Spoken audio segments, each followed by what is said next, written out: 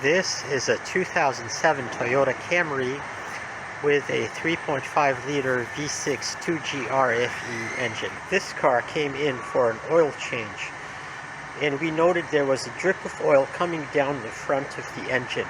So we checked it out and we found that the oil is coming from the front valve cover. The front edge of the valve cover is allowing oil to pass through and drip down the front of the engine. As far as valve cover jobs go, this one is not the easiest. There is a lot of equipment up on top of the valve cover that has to be disconnected or removed in order to remove the valve cover and change the gasket. So we're going to go through the process here and show you the steps in doing this. Number one, we will disconnect the Pcv hose, which is right here. The Pcv hose is disconnected and we're going to tuck it out of the way. Next, we're going to start disconnecting all the electricals up on top of the valve cover. We have the 3 ignition coils that we're going to disconnect. We have a cam sensor. We have the electronic noise filter. And we also have the wires that go to the fuel injectors that we can disconnect and get out of the way. So let's go ahead and do all that. Let's see how we're doing so far. We've unplugged everything that can be just unplugged for the harness. So we've unplugged the 3 ignition coils.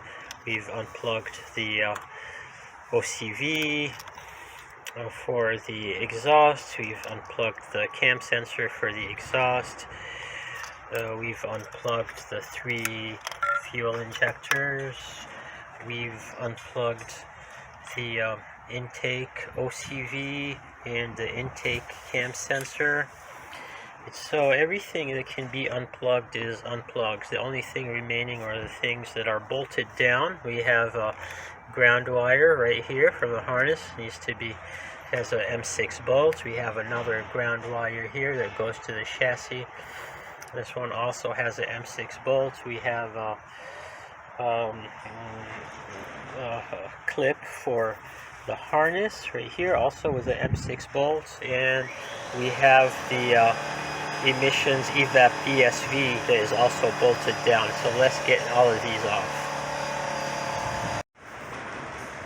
So we've unbolted everything, and this gave the harness a lot of mobility, enough that we can get the valve cover out. There's also one more bolt that I went ahead and removed, and it's a bolt that holds this harness trunk to the side of the engine, and it's accessible through here.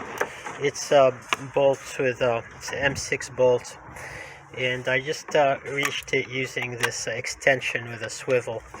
Okay, and with that out of the way, this part here can move a little bit more. And you can see I've zip tied the harness back out of the way.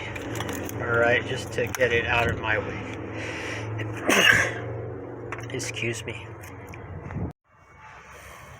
So I've removed the 3 coils. They're all out.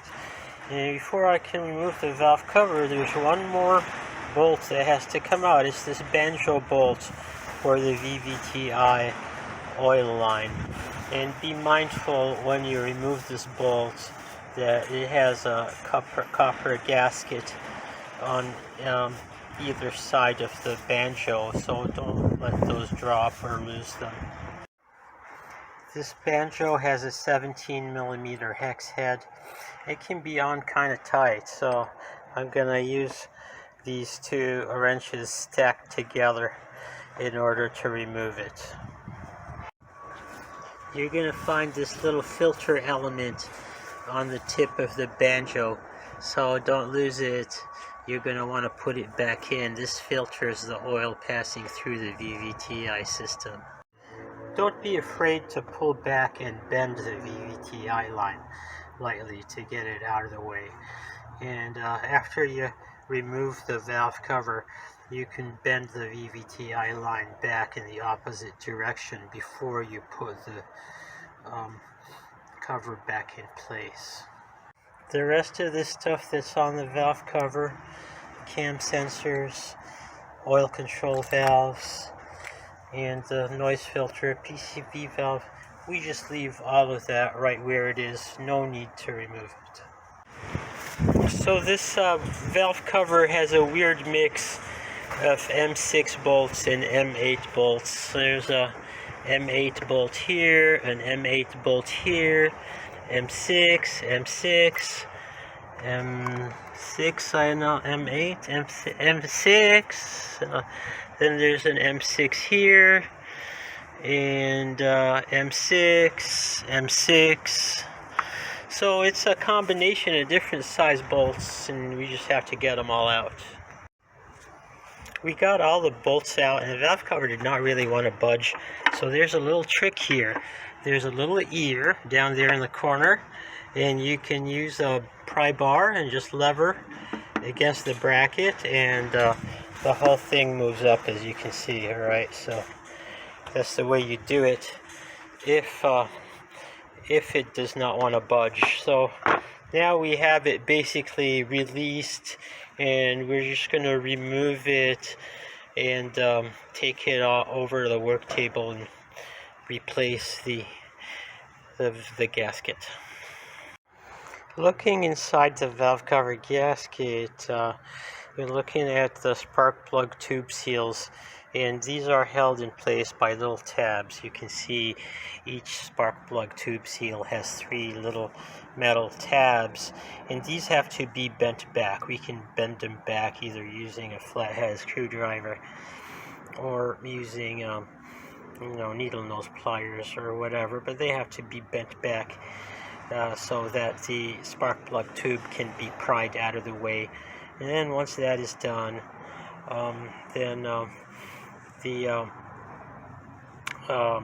tab can be bent back into place.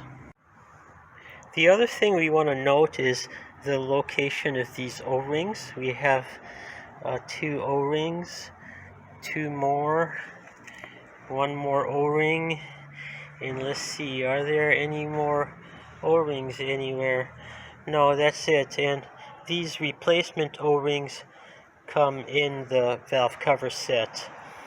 And the best way to replace them is actually to set them back on the tray. I'll show you where. These are the replacement gaskets that come with the valve cover set. So there's a few O-rings that we talked about, and there's also the copper crush gaskets for the thingamajigs, the Vvti oil lines. Okay, so there's all of the pieces that you need come with this set. Now, not all sets have this. I suggest that if you're buying a set, that you get one that has these pieces included.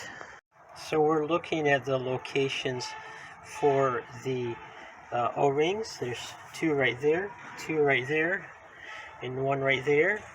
And we set the replacement O-rings down in these locations before we set the valve cover back down. The best way to get these old seals out is to just slide the flathead screwdriver in the gap between the seal and the valve cover and twist. Okay, just twisting motion will lever it right up. It'll work a lot more effectively than prying. I use this adhesive on the valve cover gasket to hold it in place on the valve cover when it's flipped upside down. So I have glued the new gasket into the valve cover essentially with using that adhesive or sealant so it does not fall out. And all that remains to do is remove these old O-rings and put the new O-rings on the cylinder head or the cam tray. Let's go do that. So I've installed these O-rings right here and right here, then right here. Right here I had to reuse the old O-ring. because the new one that came in the set did not fit. It was the wrong size. I don't know why that happened. Another thing I want to point out is this seam right here between the head and the timing cover. And on this seam, we need to apply a dab of sealant. Let's go ahead and do that. So here is one dab of RTV over the seam, and here is another dab of RTV over the other seam. And I don't think there are any other locations that require sealant on this engine. One more thing I want to point out to you is these locating pins. There's a locating pin here, and another locating pin here. And are there any more locating pins anywhere? I don't think so, but you need to be aware of the existence of these pins in order to get the valve cover into place correctly. One of the problems you might have when putting the valve cover back on is that these spark plug seals will not want to slip over the spark plugs. So what I do is I use this plastic little tab thing that's used for actually interior trim, and I use it to line up the circular portion of the sealing portion of the spark plug seal, and I line it up with the spark plug tube, and that way it slips right on. And I hope you understand what I just tried to explain. So now we everything is back where it belongs, and all that remains is to torque down the bolts to the correct spec, and I'm going to show you the spec sheet for these bolts in just a minute. This is an excerpt from the repair manual. It shows there are 3 M8 bolts, each torqued to 15 foot-pounds, and there are 8 M6 bolts, each torqued to 7 foot-pounds, and the torque for the Banjo bolt is 48 foot-pounds. One more thing I want to point out is that to get this Banjo bolt back in, it takes a little bit of finesse to do that. And you can see I have the 2 brand new copper washers on there, and what you want to do is you want to line up the oil line as well as you can so that you can just thread this in by hand. You want to be able to turn this by hand until it's snug. Do not try to force this bolt. If you force this bolt, then you will cross thread it and you will ruin your valve cover. Okay, so just be patient, move the line around however is needed, and thread this in so it can be turned by hand. Okay, turned by hand all the way. You should not have to use a tool until the bolt is snug, and then you can torque it to the correct torque using a tool. After torquing down the bolts, all that remains is to just reconnect all the electrical connectors and bolt down the harness and the grounds and put everything back where it was. So nothing really special at this point. We're all done. Thanks for watching.